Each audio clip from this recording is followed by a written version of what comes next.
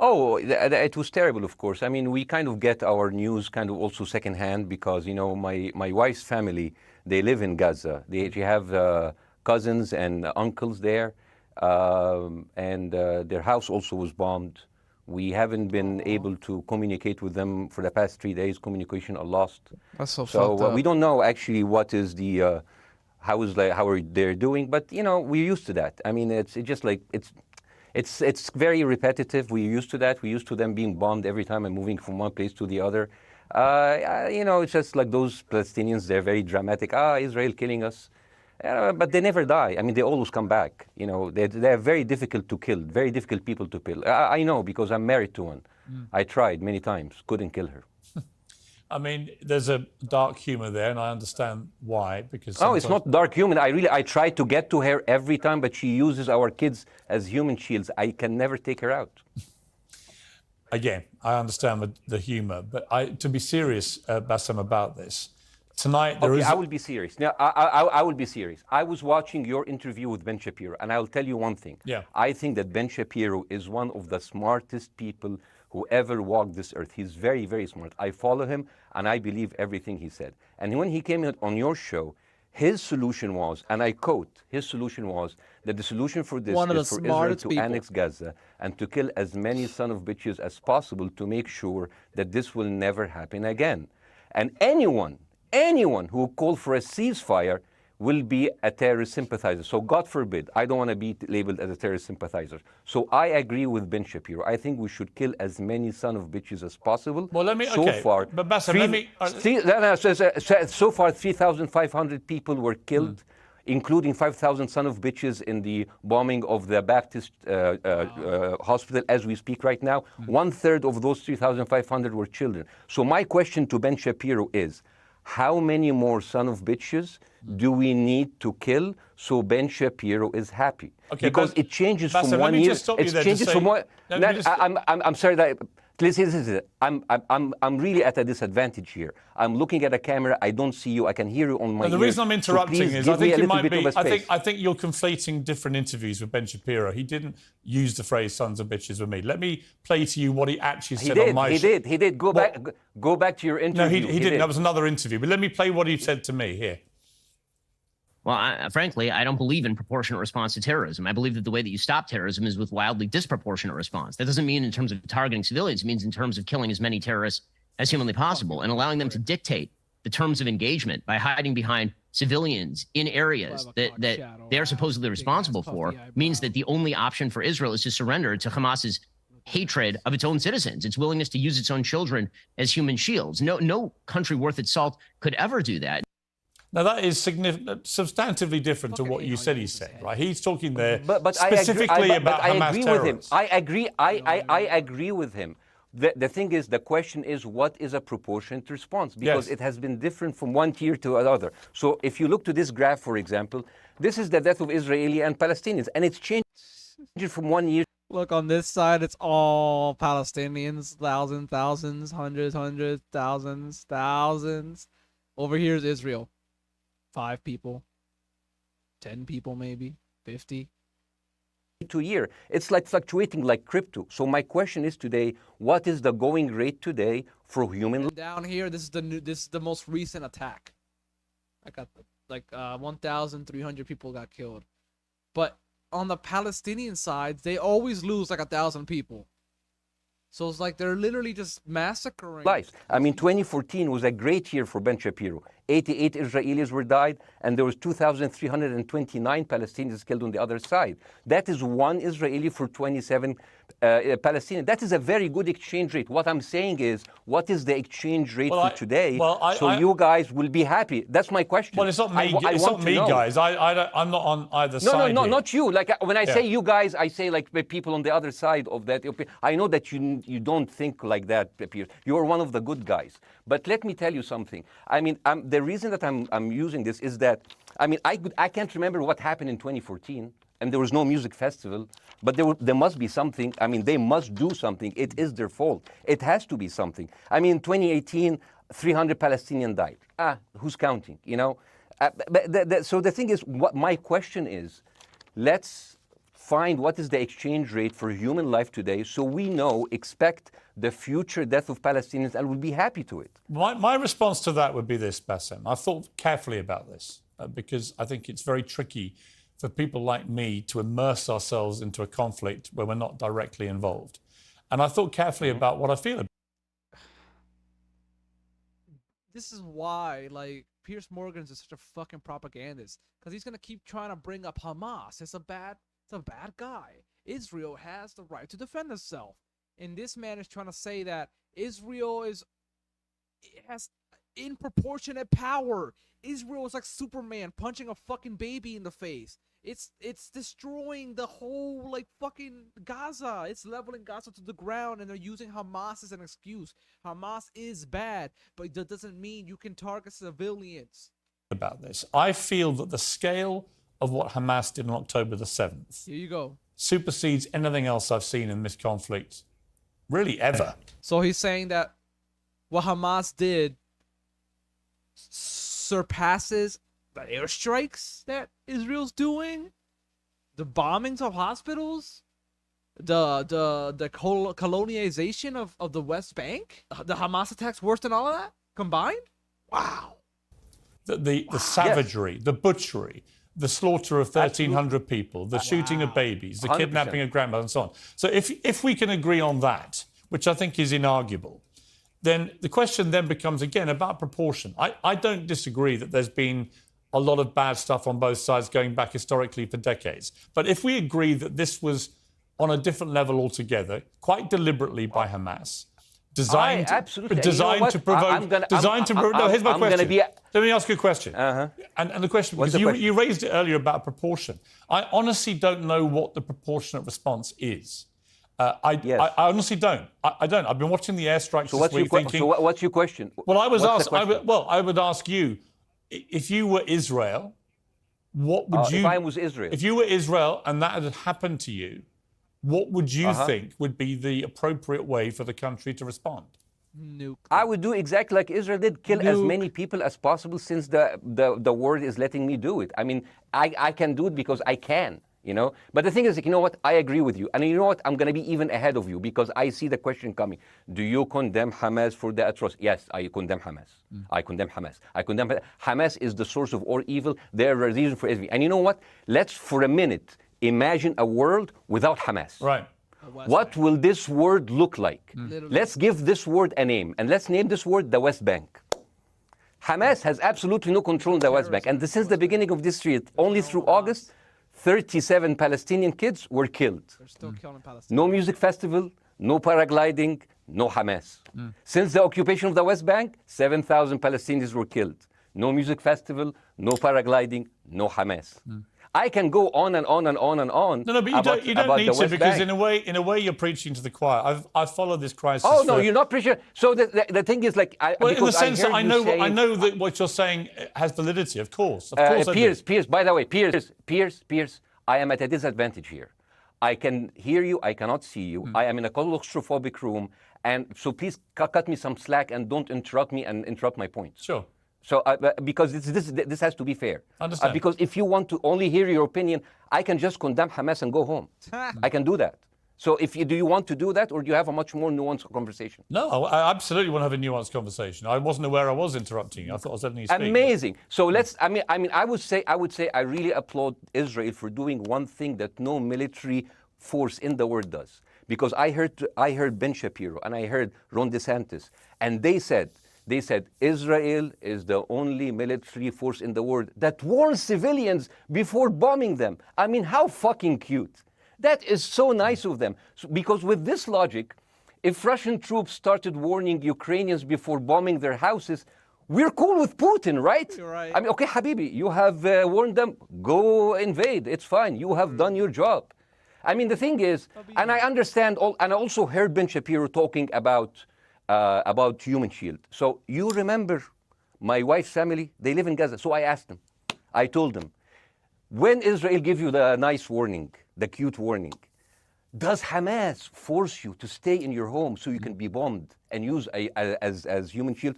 You know what? Hassan, her, my wife's cousin. He's a loser. You know. He told me. You know, when I asked him, does that happen? He told me, no. The lying son of a bitch lied to me. I told him, you don't understand. Ben Shapiro and Ron DeSantis keep saying that Israel warned you and Hamas asked you to stay put. So I told you, he's a loser. He never kept a job. He even like failed in all of the interviews to become like a human shield. I would believe Ben Shapiro. Let me ask you this, So let's go with that. No. Let me ask you At some point, I must be able to ask you questions. It's not a monologue for you, Bassem. If we agree that for the 14,000 casualties, I mean, who's counting, are human shield, does that mean that every single one of those civilians was standing, obscuring a military target behind them? No. Because that's a lot of weapons. I mean, Hamas is packing. No, of course it doesn't. And look, it doesn't. So there's some collateral damage. Lots of collateral damage. Yes. It's fine, yeah. You kill some to save some and then kill some more. Yeah, I agree. Yeah. Well, let me ask you this. Again, it comes back to proportionate response. When the world decided it had to get rid of ISIS because of the appalling butchery they were carrying out, it did so by also killing, very sadly, a lot of civilians along the way by doing airstrikes against places which but killing civilians are inevitable. You said that in the beginning. My point is, it's inevitable. Yeah, but once Israel has decided that they want to get rid of Hamas, and Hamas is embedded with civilian population, I'm very concerned about what's going to happen next. I've written a column tonight saying, I remember the Iraq War, which I opposed, right? I remember all this. So my question to you is, what would you think would be an appropriate response by Israel to what happened?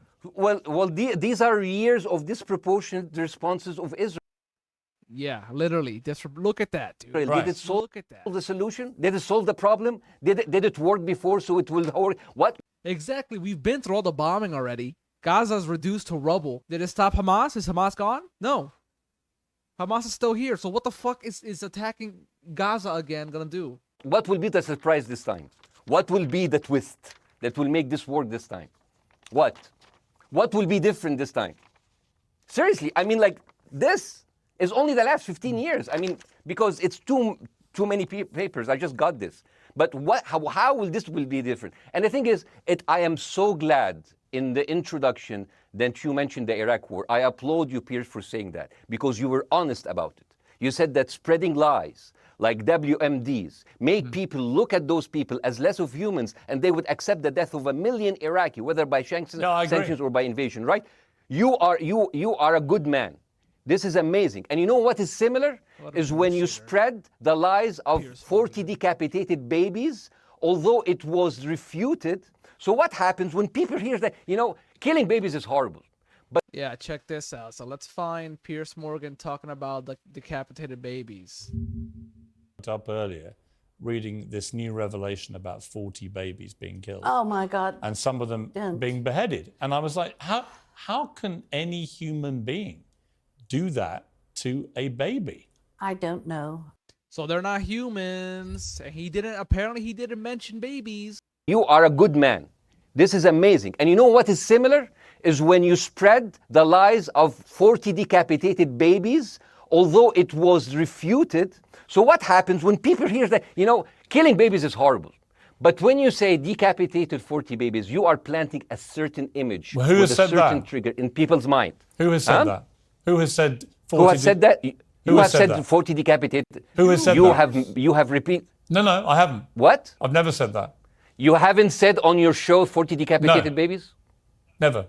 Ben Shapiro didn't say it? No. Ron DeSantis didn't say Nobody has said it? Okay, nobody said it? What bullshit. Oh, okay, maybe I am wrong. Decapitated. You're wrong. I've never said that. What happened, no, you're wrong. But the thing is, the same thing is happening in Iraq. Ben Shapiro once tweeted, not even about Gaza, about the West Bank, when Israel continued to build the illegal settlement. He said, 2017, Israel likes to build things, and Arabs, not Palestine, not Hamas, Arabs like to bomb crap and live in open sewage. Yeah, I thought that was very the Israeli defense minister, he said, those are human animals.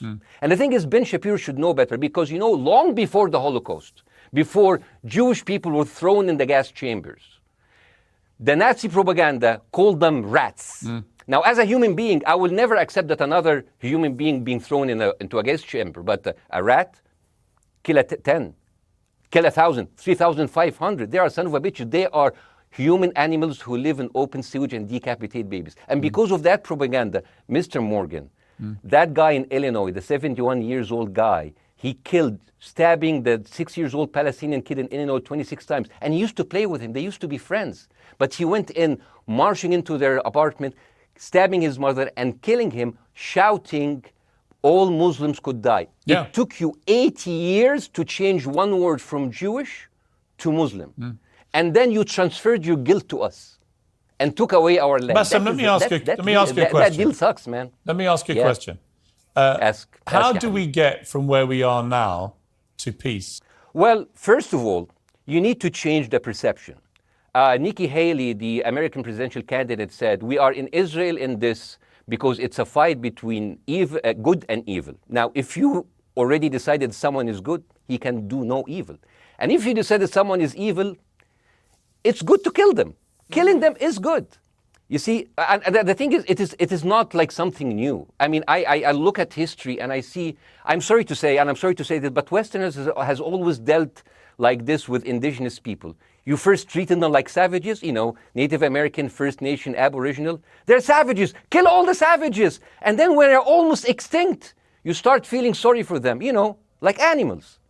So maybe the solution is that we kill as many Palestinians as possible so the few of them that remains do not bother you. And maybe Netanyahu, when he lives for another 100 years, he'll become a tree hugger. Let me just challenge you on this. And he will campaign for preserving the free Palestinian. You keep talking about Westerners like me. Okay, so let me return the favor, okay?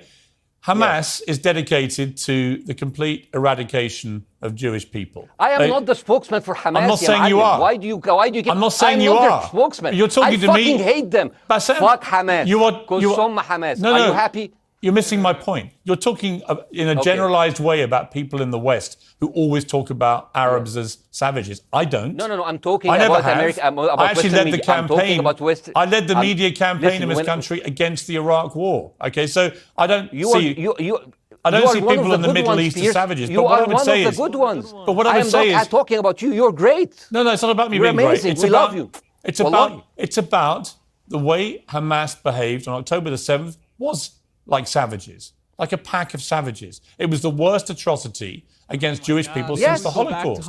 There has to be, of course, there has to be a response. They should be eradicated. Hamas is not in West Bank, and in West Bank, Palestinians are being killed, their properties being taken away, their homes are being stolen.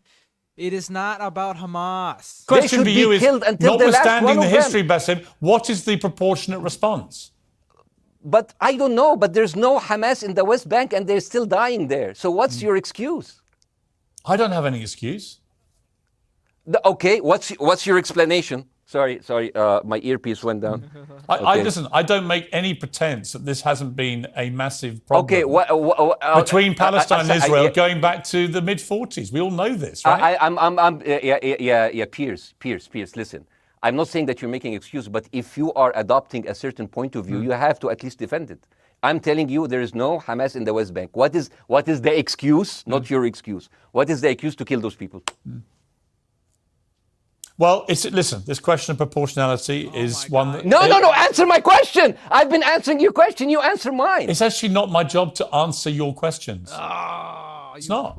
Okay, not your job. Not. I agree with you. I'm more interested in you, who has family in Gaza, who's an Egyptian in the Middle East, right? I'm more interested in what you have to say. Okay, I'm telling you. I think Hamas is the problem, okay? Right. Now, let's say agreed. Hamas is removed. Let's Hamas. Yeah. I'm agreeing with everything. You want me to condemn Hamas? I will condemn Hamas, Hummus, Hassan, everybody. Guys, so wait. I can't hear you. The earpiece. Damn. Okay. Oops. Okay. Yeah. Okay. I do need help. I think. Okay. Just go back. Is he there? You go back. Can you hear me? Okay, go. Thank you, guys. Can you hear Bassem? Yeah, now I can hear you. Okay. So here's the thing. Can you hear? Okay. Yeah. So Isreal. Let's say, for example, Hamas ceased to exist. Okay. Do you hear me? Yes. Yeah. Hamas ceased to exist today. Now, right now, in Palestine, in West Bank and Gaza, 20% of Palestinians go through Israeli prison system, whether imprisonment, whether interrogation, whether torture. And the rest of them, they live a life of daily loss of land, of homes, of life, and they are suffocated by this. So let me ask you something. If you are a Palestinian living into these conditions for decades, would you sympathize with your oppressor, or sympathize with the people who claim they resist them even if they are terrorists? I have made no secret that I think the conditions Palestinians have had to exist under are completely unacceptable. Yeah. I've said that for years. So the question then becomes, how do you forge peace between two warring parts of that region who for decades have approached peace, in my view, with... Bro, he told you. He said stop stealing their land. Stop killing the people of West Bank and Gaza for no reason. Go after Hamas with precision, not just willy-nilly bombing. He told you. mutual sledgehammers with no actual desire to have peace. And I think it comes down in the end to great leadership. And I don't think there's great leadership. I don't think, well, hang on, let me make my point. I don't think there's great leadership on either side. Where is the Nelson Mandela figure here to come through all this hatred on both sides? Nelson Mandela? Yeah, where is that Nelson figure? Nelson Mandela actually have criticized Israel for being a horrible state. All of the South African activists have actually called Israel. My point is yes. about how he responded to a country that was so divided. Is a template for how you get to peace, isn't it? I haven't met Nelson Mandela, so I wouldn't know. But like there's a point. There's a very important point here. You know, I want to understand what is the logic of Israel carpet bombing Gaza. I mean, if there's a logic, if this will make Israel safe, I want to hear the logic. So if they continue bombing, what are they hoping to achieve? Well, I think we know what their stated aim is. Their stated aim is to eradicate and wipe out Hamas. They believe Hamas are living predominantly in northern Gaza. They also are aware they're living amongst civilians. So it's an incredibly difficult thing. As I said in my monologue, it is very, very difficult to see how they do this without massive collateral damage. So if I can understand this correctly, basically Israel is doing this to pressure the Palestinian community in Gaza. So it's an incredibly difficult thing. As I said in my monologue, it is very, very difficult to see how they do this without massive collateral damage. So if I can understand this correctly, basically Israel is doing this to pressure the Palestinian community in Gaza to turn against Hamas. Is that right? I'm sure that's part of it, yes. That's part of it. So this is exactly what terrorist organizations do, because terrorist organizations will have no chance beating a whole nation in battle. So they terrorize and they kill the civilians in order to spread fear and terror so they can turn against their government to change their policy. And that's why Hamas killed all those fucking people in that music festival. Terrorists go after the weakest link in their enemy. You know what I mean? They're not gonna attack every fucking IDF outpost. They're going to go for the weakest people, and those are the citizens. And that's why Hamas, you know what I mean? Like, of course. Or to resign. You have just compared Israel with ISIS. No, I haven't. I don't see any comparison between It's going to be the headlines tomorrow. Piers Morgan, Israel is ISIS. Only amongst people who weren't listening. The comparison, which is more apposite, is ISIS and Hamas. They are both nihilistic terror groups intent on killing as many Jewish people and others as they can possibly kill. And you can't get peace with people like that. Absolutely. You know what? I'm going to do something that nobody done on your television. You know what I'm going to do on your episode? I'm going to pretend that I'm an Israeli citizen. I'm going to put myself in the place of an Israeli settler in the kibbutz. And I want to speak to my Prime Minister, Benjamin Netanyahu. Mr. Benjamin Netanyahu, I have voted for you because you have promised us peace and prosperity and security. On the 7th of October, those son of bitches Hamas, they went into the fence that is regularly heavily guarded. Usually if there's like a dove that comes close to it, it will be shot. Those people went in and they went for 6 hours before IDF forces was deployed, killing our friends, our families, kidnapping our grandmothers and babies, and went in. I want to ask you, Mr. Prime Minister, after you have fractured the Israeli community and you have fucked our courts, our Supreme Courts? What are you doing with the money being given to you, to the United States? Also, you are carpet bombing Gaza with absolutely no regard to our hostages, our people. I heard a rumor in the kibbutz that you're doing that you let that happen as an excuse to carpet bomb Gaza, so you push them into Sinai. And I didn't believe it. It's like, not my prime minister. He can never do that. And then I watched an interview for Danny Ayalon. He was your chief advisor. He was also the Israeli ambassador to the United States. And you know what he said, Mr. Prime Minister? He said that the solution for those Palestinians is to go into a vast land of Sinai and live into tent cities temporarily, temporarily, wink wink, until we build Gaza again, and then we invite you back. يعني عبط احنا بقى. يعني فاهمني؟ As we've seen this movie before. So يعني, and when I saw this, I couldn't explain to my fellows in the kibbutz, how come our Israeli government is trading human lives for another piece of land? So as an Israeli citizen, I need to hold my Israeli government accountable. And as an American citizen, I want to know, all of these money that we are giving to Israel, we're giving them $4 billion every year. Joe Biden said it's the best investment America ever done. Well, if I am in the place of Joe Biden, I would say, sorry, don't speak. I would say, if I was Joe Biden, I would go down and whisper in the ears of Netanyahu and tell them, I hate bad investments. They haunt me, like Littlefinger in Game of Thrones. But the thing is, this is the problem. Israel always victimizes itself, and I have never seen a victim putting their oppressor under siege and bombing them 24/7. Israel wants you to believe that they are the victim. Dealing with Israel is so difficult. It's like being in a relationship with a narcissistic psychopath. He fucks you up, and then he makes you think it's your fault. All right, you Bassem, look at Israel as Superman, but they're really Homelander. Wallahi, they are shooting Bassem, fish in a barrel, and they are annoyed with the splashes. Bassem, I want to say two things. One, if you could just slightly manage your language. We are uncensored, but if you keep swearing, I'm very sorry. We have to apologise to viewers who may be offended by that. I apologize. But I understand passions run high, so let's not get too bogged down about the odd swear.